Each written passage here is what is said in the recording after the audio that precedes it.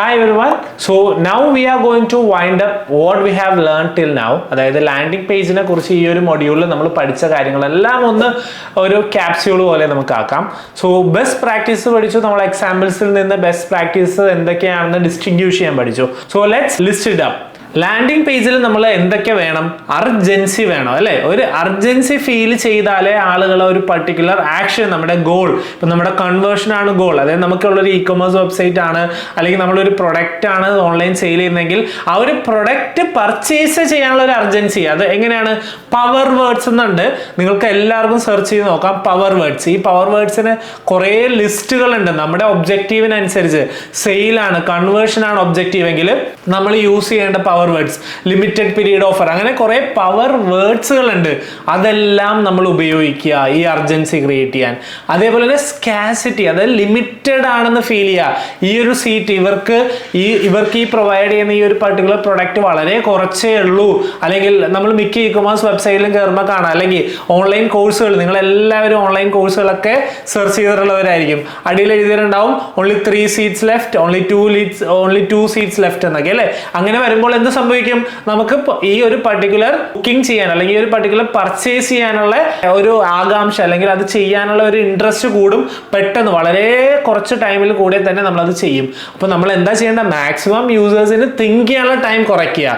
അതാണ് ഈ അർജൻസിയും സ്കാസിറ്റി ഒക്കെ ഡെവലപ്പ് ചെയ്യുന്നത്. Okay, now testimonials of course നമ്മൾ ഡിസ്കസ് ചെയ്തു. ക്രെഡിബിലിറ്റി, നെക്സ്റ്റ് ആണ് ക്രെഡിബിലിറ്റി. ക്രെഡിബിലിറ്റി എന്ന് പറഞ്ഞാൽ എന്താണ്? ഒരു കംപ്ലീറ്റ്ലി ന്യൂ ആയിട്ടുള്ള ഒരു ബ്രാൻഡ്, അല്ലെങ്കിൽ പണ്ട് ഉണ്ടായിരുന്ന ബ്രാൻഡാണ്, പക്ഷെ ഒരു ന്യൂ യൂസറിലോട്ട് ഈ പ്രൊഡക്റ്റ് അല്ലെങ്കിൽ ബ്രാൻഡിന്റെ സർവീസ്, ബ്രാൻഡിന്റെ പ്രൊഡക്റ്റിലെ സർവീസ് എത്തുമ്പോൾ അതിനൊരു ക്രെഡിബിലിറ്റി വേണം അല്ലേ? നമ്മളൊരു പ്രൊഡക്റ്റ് പർച്ചേസ് ചെയ്യുന്നതിന് മുന്നേ അത് ക്രെഡിബിലിറ്റി, നമുക്കൊരു ട്രസ്റ്റ് ഉണ്ടോ ഇല്ലയോ ആ പ്രൊഡക്റ്റിന്റെ ബ്രാൻഡിന്, അതെന്താണ്? ഇപ്പോൾ കംപ്ലീറ്റ്ലി ന്യൂ ആയിട്ടൊരു ബ്രാൻഡ് നെയിമിലുള്ള ഒരു ലാപ്ടോപ്പ് നമുക്ക് നല്ല ഓഫറിൽ വന്നാൽ പോലും നമ്മൾ ചിലപ്പോൾ 10 times ആലോചിക്കും അല്ലേ?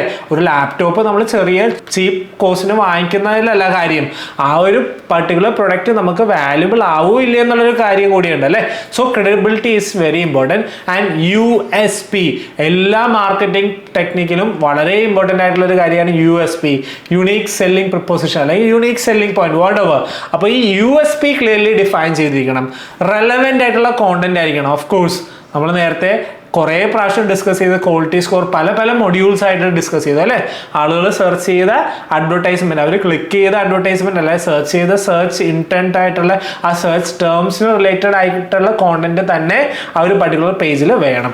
നെക്സ്റ്റ് ഫ്രീബി, ഓഫ് കോഴ്സ് ഫ്രീബി ഒക്കെ പ്രൊവൈഡ് ചെയ്ത ഓഫ് കോഴ്സ് അവർക്ക് ഈ ഒരു സർവീസിന് അവർ പ്രൊവൈഡ് ചെയ്യുന്ന, അവർ ഈ പർച്ചേസ് ചെയ്യാൻ ഉദ്ദേശിക്കുന്ന ഈ സർവീസ് അല്ലെങ്കിൽ ഈ ഒരു പ്രൊഡക്റ്റിന് കൂടുതൽ ബെനിഫിറ്റ്സ് അല്ലെ, അവർക്ക് കൂടുതൽ അഡ്വാൻറ്റേജ് ഉണ്ടെന്നുള്ളൊരു ഫീൽ വരും.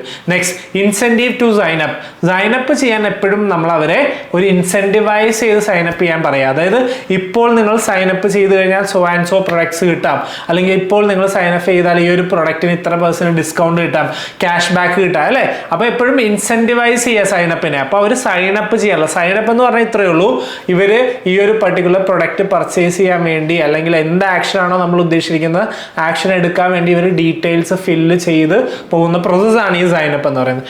എൻക്വയറി ഫോം അല്ലെങ്കിൽ ലീഡ് ഫോം, നോ നാവിഗേഷൻ പാർട്ടൊന്നും ലാൻഡിംഗ് പേജിന്റെ എവിടെയും പാടില്ല. Okay, so now we have learned what a best landing page will be, how it will look like if we have അതായത് നമ്മൾ ബെസ്റ്റ് പ്രാക്ടീസസ് എല്ലാം ഉപയോഗിച്ച് കഴിഞ്ഞാൽ എങ്ങനെ അടിപൊളിയായിട്ട് നമുക്ക് കൺവേർഷൻ കിട്ടുമെന്നുള്ളൊരു ഐഡിയ നിങ്ങൾക്ക് കിട്ടി അല്ലേ? നമുക്ക് വേണ്ട ഒബ്ജക്റ്റീവ് അല്ലെ ഗോളിനനുസരിച്ച് നമ്മുടെ ലാൻഡിംഗ് പേജിന് വേണ്ട ഈ പറഞ്ഞ പ്രാക്ടീസസ് നിങ്ങൾ മോഡിഫൈ ചെയ്ത് ബെസ്റ്റ് ആക്കുക. എപ്പോഴും നമ്മൾ ഈ പറഞ്ഞ കാര്യങ്ങളൊക്കെ സ്ട്രിക്റ്റ് ആയിട്ട് ഫോളോ ചെയ്തിട്ടുണ്ടോ എന്ന് നമ്മൾ ഉറപ്പ് വരുത്തുക. ഓക്കെ, സോ നമുക്ക് നമ്മളിപ്പോൾ സ്ക്രീനിൽ കാണുന്നത് ഒരു റൈറ്റ് ലാൻഡിംഗ് പേജിന്റെ ഫസ്റ്റ് സ്ക്രീൻ എങ്ങനെ ആയിരിക്കണം എന്നുള്ളതാണ്. നമുക്കിപ്പോൾ കാണാം, സ്ക്രീനിൽ കാണുന്ന പോലെ അവരൊരു ക്യാച്ചി ഹെഡ്ലൈൻ കൊടുത്തിട്ടുണ്ട്, സപ്പോർട്ടീവ് ടാഗ് ലൈൻസ് ഉണ്ട്, അതിലൊരു അർജൻസി ക്രിയേറ്റ് ചെയ്തിട്ടുണ്ട്, ലീഡ് ക്യാപ്ചർ ഫോം ഫസ്റ്റ് തന്നെ കൊടുത്തിട്ടുണ്ട്, എന്താ പറയുക ഒരു ലാസ്റ്റ് ഫ്യൂ സീറ്റ്സ് റിമൈനിങ് എന്ന് പറയുന്ന സ്കാസിറ്റി കൊണ്ടുവന്നിട്ടുണ്ട് അല്ലേ? അപ്പോൾ അങ്ങനെ ഒരു കപ്പിൾ ചെയ്ത കുറച്ച് ഐഡിയാസ് ഉള്ള ഒരു പർട്ടിക്കുലർ ലാൻഡിംഗ് പേജാണ് ഇപ്പോൾ നിങ്ങൾ സ്ക്രീനിൽ കാണുന്നത്. ബട്ട് സോഷ്യൽ പ്രൂഫ് ഒന്നും പ്രൊവൈഡ് ചെയ്തിട്ടില്ല, ഇതൊരു ഫസ്റ്റ് സ്ക്രീൻ മാത്രമാണ് കേട്ടോ. സോ എക്സാമ്പിൾ ഇതാണ്. So that's how a landing page should look like, and depending upon our objective and goal നമുക്ക് landing page എങ്ങനെ വേണമെങ്കിലും modify ചെയ്യാം. So in this module we have learned what are the best practices. നമ്മൾ കുറച്ച് examples കണ്ടു, നമ്മൾ ഇതെല്ലാം ഒരു ഓവർവ്യൂ ആക്കി ഒരു കുറച്ച് ക്യാപ്സ്യൂൾസ് പോലെ പറയുകയും ചെയ്തു അല്ലേ. So now we have learned what is a landing page and how effectively it can help us in the conversion process. So let's see you on the next module. Thank you.